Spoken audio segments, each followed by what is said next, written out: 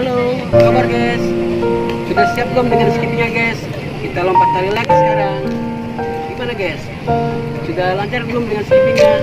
Cara lompatnya, jangan lompat terlalu tinggi guys ya, karena lompat tinggi itu akan menyebabkan kaki sakit dan mudah cedera, dan begitu juga akan mudah berulang. Ayo guys ya, kita lompat.